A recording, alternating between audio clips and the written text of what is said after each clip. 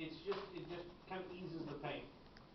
And what ends up happening is that these people who become addicted, it does take more and more and more for them to use it to get that high, and your body, your brain will just basically stop making its own opiate because the levels are too high. Your brain goes, holy crap, we got too much of this stuff in our system.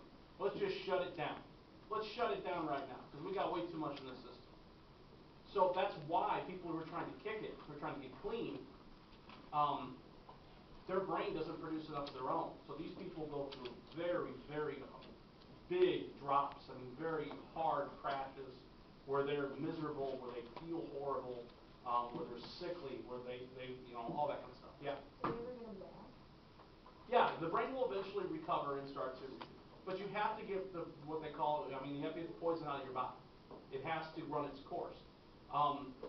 Heroin addicts, if it's somebody who's been a long time user of heroin, it can take months for them to get clean, for them to go through the process. And I'm telling you that they say that a lot of heroin addicts beg to die. They wish they could die when they try to get clean because they're in so much physical pain. Their body is rejecting. They're basically their body. It's like having the worst. I mean, it's like having a hangover all the time. I mean, it's nauseous, headache, everything, sensitive to light. They can't function when they're trying to get over it, which is why so many of them just simply give in and go back to using it. It's very, very hard for them to kick it. Morphine is controlled a lot better. It's a lot more difficult with morphine to get your hands on it. The risks of being caught with morphine are not worth it for someone to go to prison. Morphine is it's almost like, it'd be like being caught with a dead body in your trunk. And people who get caught with morphine, it's that big a deal. But it's very highly regulated, it's very highly controlled. There is not really a black market for morphine in the United States. It's difficult, very difficult for people to abuse it and get a hold of it. Heroin, not so much.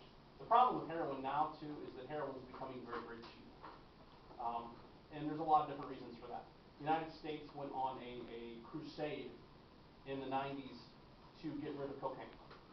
All right, and they went after the cartels, they went after everything in Central and South America, and they completely kind of ignored what was happening in Southeast Asia and in Pakistan, Afghanistan, which is where heroin comes from. And so what has happened now in the 2000s is that the supply of heroin has reached epic proportions in the United States and drove the price.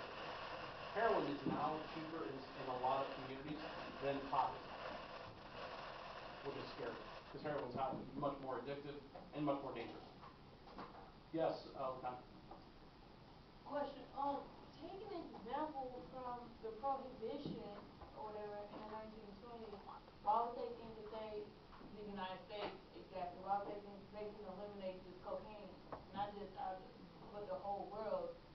No, they were looking just to do it within the United States, but heroin's illegal everywhere. Okay, you're not going to find heroin legal in other countries. Okay, it's a dangerous narcotic. Every other country out there, I can't think of one where it's legal.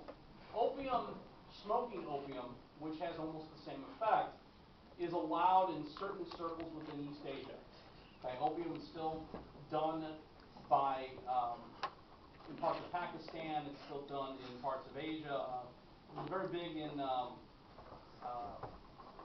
Vietnam, Laos, Cambodia, those areas. That's what they call the golden triangle down there of heroin, of the opium wars. There was opium wars years ago.